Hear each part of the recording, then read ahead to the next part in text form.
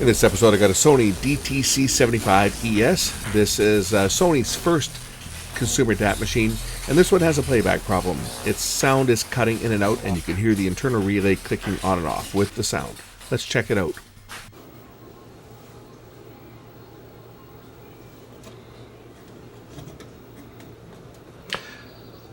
This is how the unit came out of the box.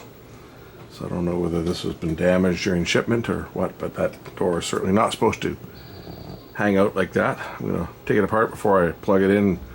We'll see what's going on with this one. It's a Sony DAT recorder, DTC75ES is the model. I've got one of these myself. Complete with the simulated wood cabinet. It even has its own part number for the sticker. Of course, not everybody liked the side panels, so they could be removed. For those that didn't want them, they could be removed and just replaced with regular shorter screws to hold the top cover on, because not everybody had a cabinet that was big enough to support the side panels, so a lot of those were thrown out. People would buy the ES products, take the side panels off and toss them out because they thought they looked tacky. Of course, down the road these become collector's items and everybody wants the side panels on them. I sold the side panels for mine. Guy paid me $200 just for these. I had mine were like brand new. I had no intention of putting them back on the unit, and the guy came to me and said, "I'll give you $200 for it," and I said, "Sure." $200 for two pieces of wood that have got vinyl veneer stuck on them.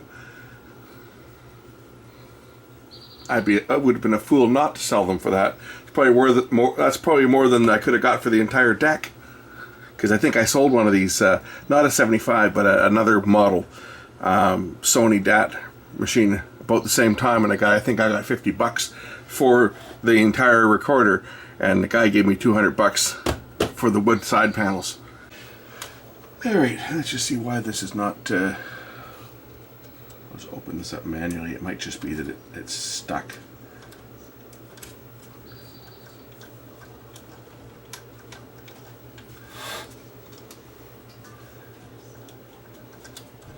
Because this door is not supposed to be. This door is not supposed to be stuck at an angle like this. It's like it's been. I don't know what's happened to it, but it's certainly not. It's not how it's supposed to be. That's for sure.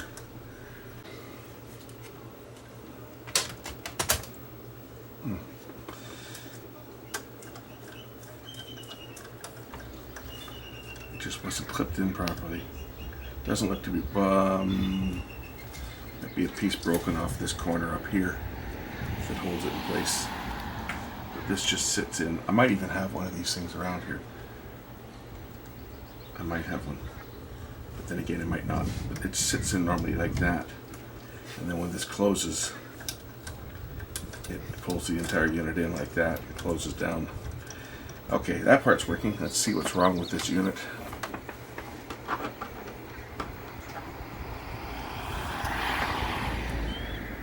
Crow is harassing the eagle.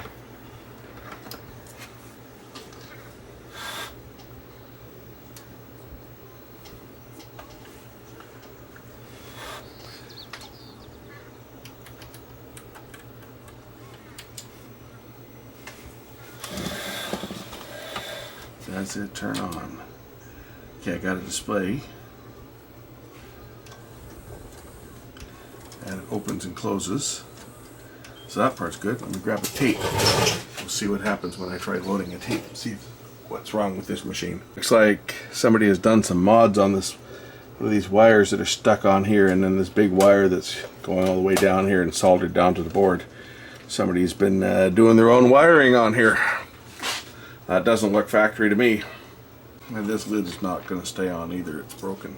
The plastic on this side is also cracked, so that won't stay on unless it's glued in place. So I'm not too worried about that. I might be able to find another one for it. I thought I had one around here kicking around. I'm pretty sure I have a spare one around here somewhere.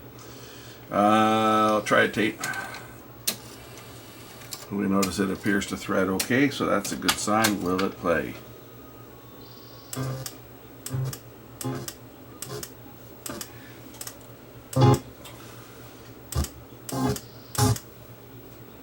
How about in Q?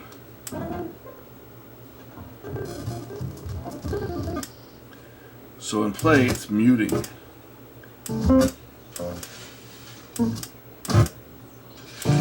So that could be a tracking issue. We'll take a look at the waveform coming off the preamp. It could be this preamp too, that the capacitors go bad on this, right? The surface mounted caps in here go bad and cause the RF level to be incorrect, which can trigger the muting circuit on this unit.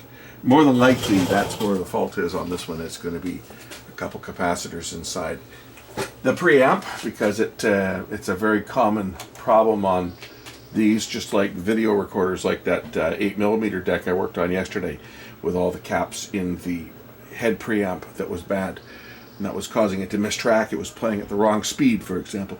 The servo was locking up in the LP speed instead of SP, because the signal coming off of the head, which is what detects the speed, was incorrect. Today I had to go into town, and I got stuck in the traffic on the freeway. It was all blocked up again in 45 minutes, only to find out the reason why. We were sitting in a lineup for 45 minutes when there should not have been any lineup, because it wasn't rush hour or anything. It's because another jackass truck driver who shouldn't have his license went around a corner too fast and tipped his truck over and blocked the freeway. So we were down to one lane, and yeah, it made me late for an appointment that I had to go to today. I had to give someone a ride to a doctor's appointment, and well, let's just put it this way: their doctor did not appreciate them being 45 minutes late for their physio appointment. So yeah, it was, you know, and then of course we get there and find out why was the traffic so bad. It's because a truck driver went around the corner. He was trying to beat a light, a left turn light, and rather than sit and wait for the next light cycle, he floored it when the light went yellow and made the turn, and well, his truck tipped over and created a huge mess. So I got that on my dash cam, so maybe we'll pull that and poke some fun at more truck drivers, because there seems to be an awful lot of them around here that just don't seem to know how to drive. Since the last video I did with the truck, and it was at that same place, by the way, where the guy that ran the red light was right there. That's where the truck tipped over. Was right at that intersection, like about a couple yards back from, well, on the other side of the overpass. Basically, there's a traffic light on each side, and the other side of that overpass is where the truck tipped over.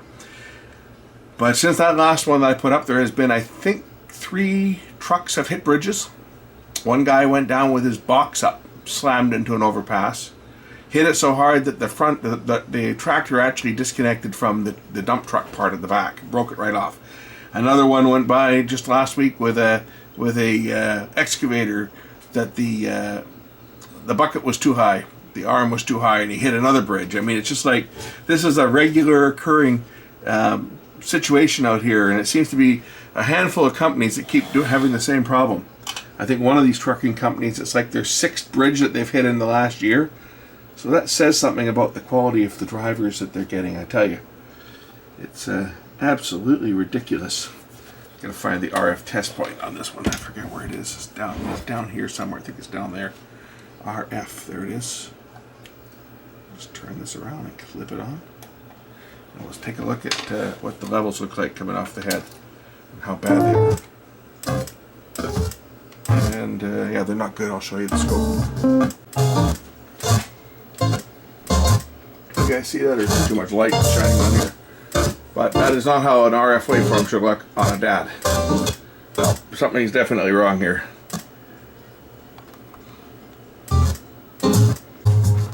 I think the first thing I have to do on this is we're going to pull the preamp out and check the caps on that, because I'm sure that's probably, if not the problem, this is certainly contributing to the problem. So we'll just power the unit down. Fortunately, this one's easy to do, because all I got to do is just unplug it, and I don't even have to take the transport apart. I can just undo the inputs and outputs and remove a couple screws, and the entire preamp just lifts off. There's 2 screws that hold it in place.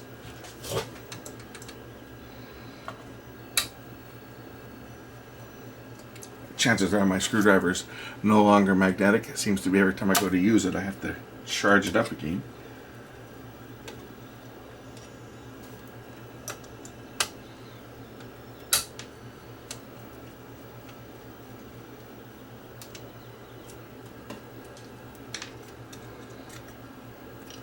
And there's one more screw over here that grounds it to the head drum itself. Alright, now I can get this out of the way for now so that I can styrofoam from that last machine. So we can work on this. I gotta unsolder the unit from the can, and then we can get in here and change out. There's only a couple of them on this, but I'm sure that they're bad. Here's a bit of solder work on this, I guess, to take off some of this excess grounding solder. Alright, there's the board. Sure looks like this one's been leaking. Oh, look at all this.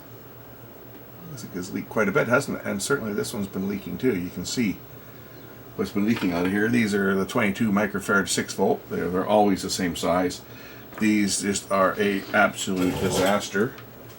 It's always the same sizes that seem to fail too, but 22 is one of the more common ones that goes bad. So I got a couple of them here. I buy these ones by the bag of like 10 at a time, sometimes 20, just because I go through so many of them.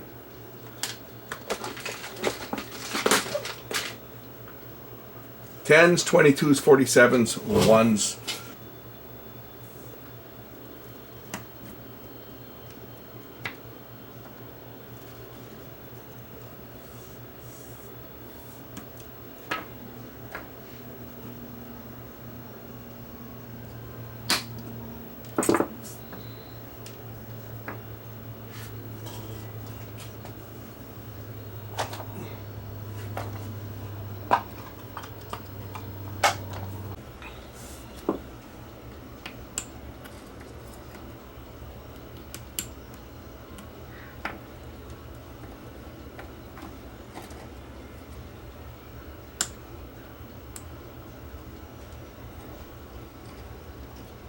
Trying to get everything done these days a little earlier in the day, just because we're heading into a heat wave here. They're saying that it's going to be upwards of 30 degrees. It's only May, right? It's only May 10th now, but they're saying that by this weekend, today's a Wednesday, but by the weekend they're expecting that our temperature here is going to be up to over 30, which is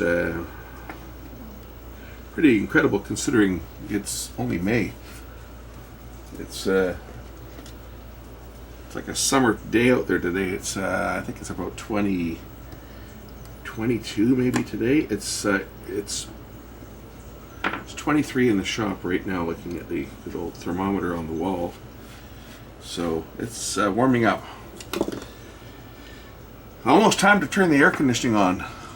Yay! I'm really looking forward to that. I'm really looking forward to an electric bill that's going to be out of control, like it is every year.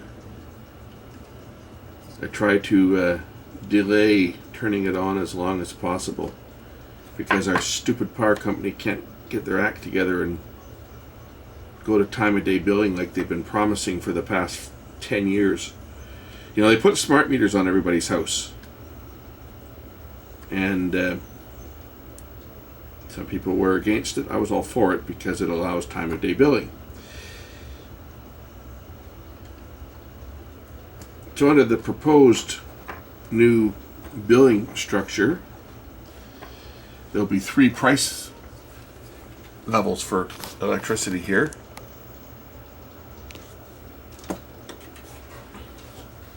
And those price points will be, I think it's 7 in the morning to 4 in the afternoon. It's the regular price, and then again from 9 at night till 11 o'clock it's the regular price, which is the price everybody pays, sort of. It's a 2-tiered system the way it is now, so I'll explain that in a minute, but I think it's around 8 cents kilowatt hour, somewhere there 8 or 8.1 is the regular rate. Right now we're on a two-tiered system, which is very unfair. They call it the conservation rate, and that is that they charge you 8 cents or 8.2 or whatever it is for the first 1,350 kilowatt hours that you use in a billing cycle, which is 2 months. You know, most places billing cycles are 1 month, but here our power is 2-month billing cycle. So you get 8 cents a kilowatt hour for the first 1,350. And then if you go over 1,350, it's like, I guess 14 cents a kilowatt hour, 14 or 14 and a half for everything above that 1,350 to the remainder of the billing cycle, which is, well, it's a 2-month billing cycle. So anybody who has an electric car, or 2 electric cars, or anybody who's got a heat pump, or geothermal heating, they're going to use a proportionately higher amount of electricity than, say, someone who's got a gas hot water heater and a gas furnace and no air conditioning and no electric car and only has a small 30-inch LED backlit TV and nothing fancy. So the rest of us pay a proportionally, or those of us that have gone green. You know, the government 20 years ago was putting in heat pumps and so forth to save burning oil and gas to heat the house. So when I built my house, I had them put a heat pump in. The benefit, of course, is I get air conditioning, and it for the first several years it was great. You can't beat it. For efficiency, it was wonderful. But over the last couple of years, well, it hasn't been so wonderful, because I get into the second step after 2 weeks. So for the first 2 weeks, I pay the same price as everybody else pays, and then after the second week, I'm into the higher price, and I pay twice as much as everybody else for the remainder of the billing cycle, which means that my electric bill is much higher than most people. Not as high as some, though. I was talking to a fellow last week who was in a relatively new subdivision that they put in geothermal, and he was telling me that his daughter, it's a house that's got like a separate guest house, a casita, and his daughter was staying there, and she cranked on the heat because she was staying there in the winter. And he got his bill, and his bill for 2 months was $1,400, his electric bill, because his daughter was staying in the casita, and as he put it, she likes the place warm and she likes fresh air, so she was always opening up windows to get fresh air, and of course the heat's running constantly trying to keep up. So yeah, he felt it. He wasn't happy. And I laughed. I said, well, it's just, mine's not quite that bad, but it can get up there. I think I've hit $600 for a month, $1,200 for 2 months over a really cold winter and a very hot summer when the air conditioning was on. So the proposed system that they want to give us, they're going to study, will have us paying the regular 8 cents between 7 in the morning and I think it's 4 in the afternoon. And then from 4 in the afternoon to 9 at night, it goes up to like 14 cents. And then it drops back to 8 cents from 9 at night till 11 o'clock at night. And then from 11 o'clock at night to 7 in the morning, it drops down to like 3 cents. So, yeah, it's a no-brainer. We need to do this. Because all the stuff that I use that chews up a lot of power, charging my car, heating the hot water, running the dishwasher, running the washer and the dryer, well, that can all be done at night, right? That can all be done at 11 o'clock at night when the rates are cheap. They don't have to be done between 4 in the afternoon and 9 at night.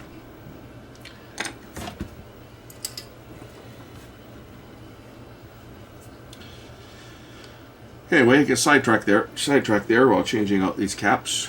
But yeah, that's why I haven't turned on my air conditioning, and I'm hoping that I don't have to put it on for, well, at least until June, when it really starts to get warm, because it starts to get really quite hot here.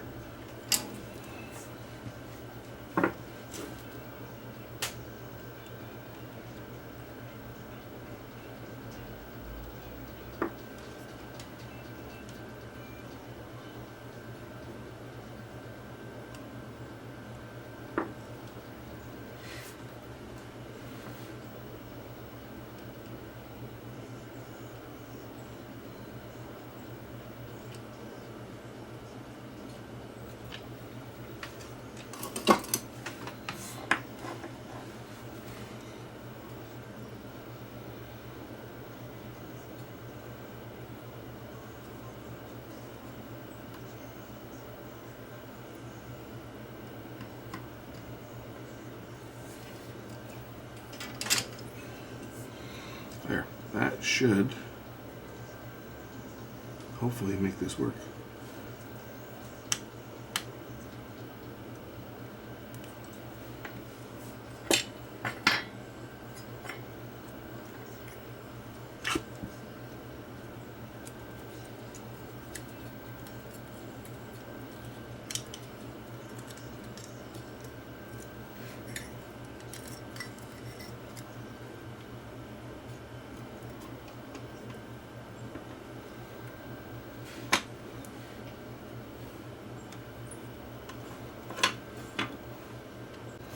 If you guys are wondering what brand of solder wick I use, this is it, MG Chemical Super Wick, number 443 fine braid.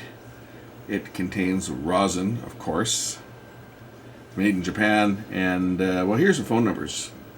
If you're in the UK, that's one number there, MG Chemicals, and if you're in Canada, there's the other number over there. But that should be available from your local suppliers, and this is the best stuff that I've used. If you're using solder wick, this stuff lasts me forever.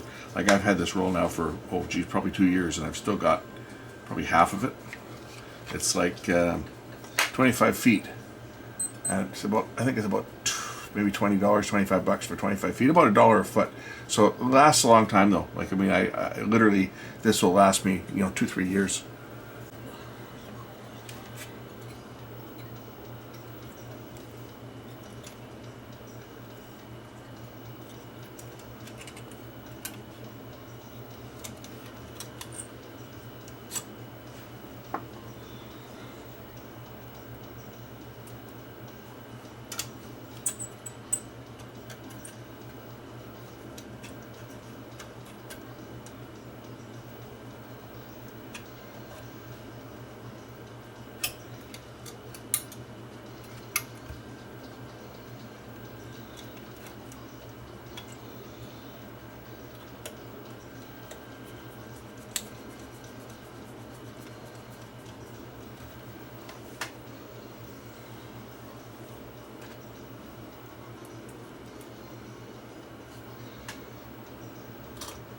If you're wondering if I got my hands near the mains voltage, it's unplugged.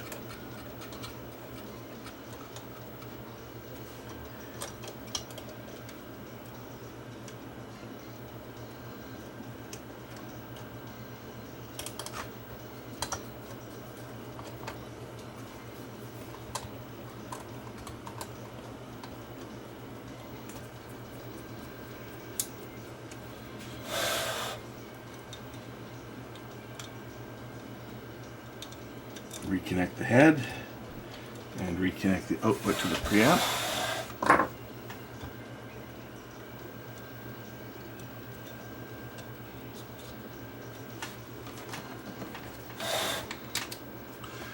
Power up.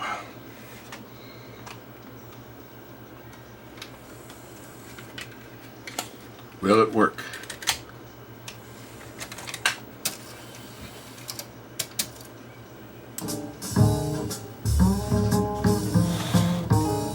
I would say, yes, it does work. That's a simple fix if you've got one of these Sony DAT recorders, any of them, it doesn't matter which one it is. Those two caps in that preamp cause nothing but problems.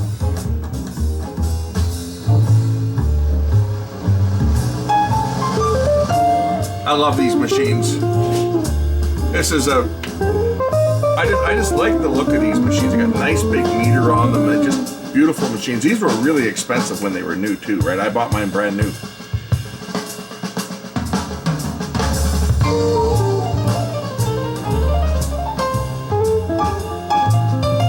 Anyway, now you know how to fix these units. And this one's even got the original incandescent bulbs that are still working. They had incandescent bulbs down here to show the tape. And they're still working after all these years. That's what the waveform's supposed to show when things are working properly. You remember the mess that it was before? That's what a DAT waveform looks like. Before we had all this noise in here, right? There's all that noise in there. That's how a DAT waveform looks when the unit's working properly. Because you have to remember, unlike a VCR has the two heads and the tape is wrapped 180 degrees. So there's constant RF. Flip this down to the other polarity here, if I can remember how to do it. There we go.